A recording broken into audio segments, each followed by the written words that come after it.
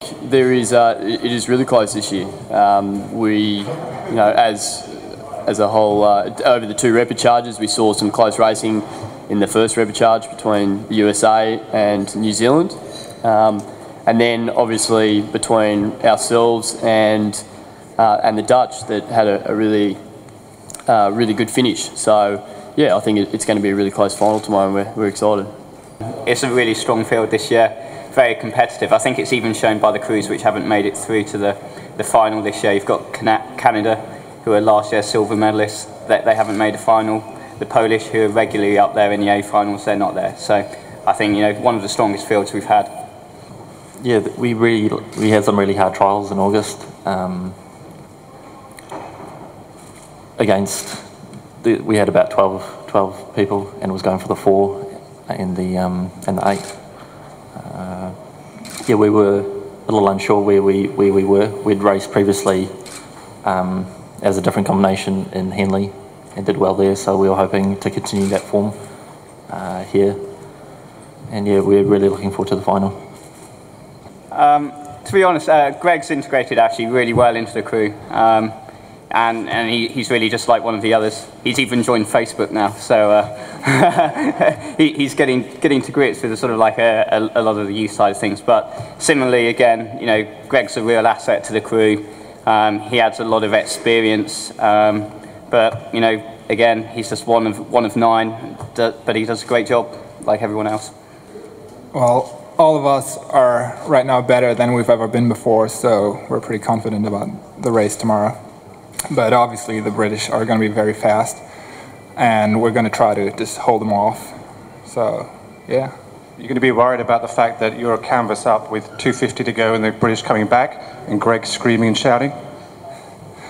I think we've seen in the heat that we can sprint, so I'm not worried about the last 250.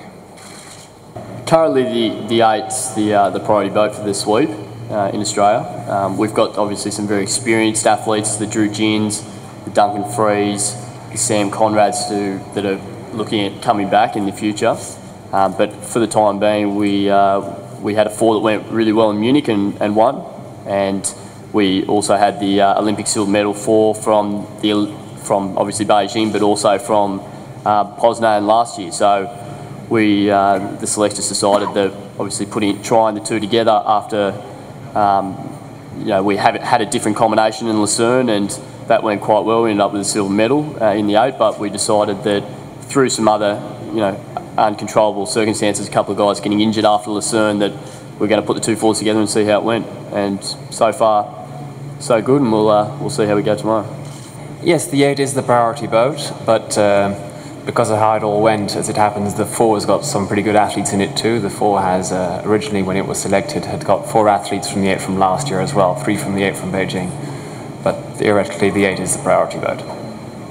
Yeah, definitely. We're sort of coming together a little bit as a boat. This is our first racing experience as a boat here in New Zealand. Like I said just a minute ago, we have a pretty good group of guys. There's definitely a couple of youthful guys, Tom Pezic in stroke, Mark Murphy in 2-seat, but there's also some very experienced guys. Jason Reed, 7-seat, was in the gold medal boat in Athens, and then Dan Walsh is a 2-time Olympian himself, and there's a couple other Olympians in the boat. So sort of took some time just sort of to mesh, just to get gathered used to racing, race conditions, race experience, just all that goes into an actual race day. And yeah, just sort of coming together. It's pretty good chemistry, sort of feeding off each other, and yeah, it's been a lot of fun to row with. So we're feeling very confident that we're getting better.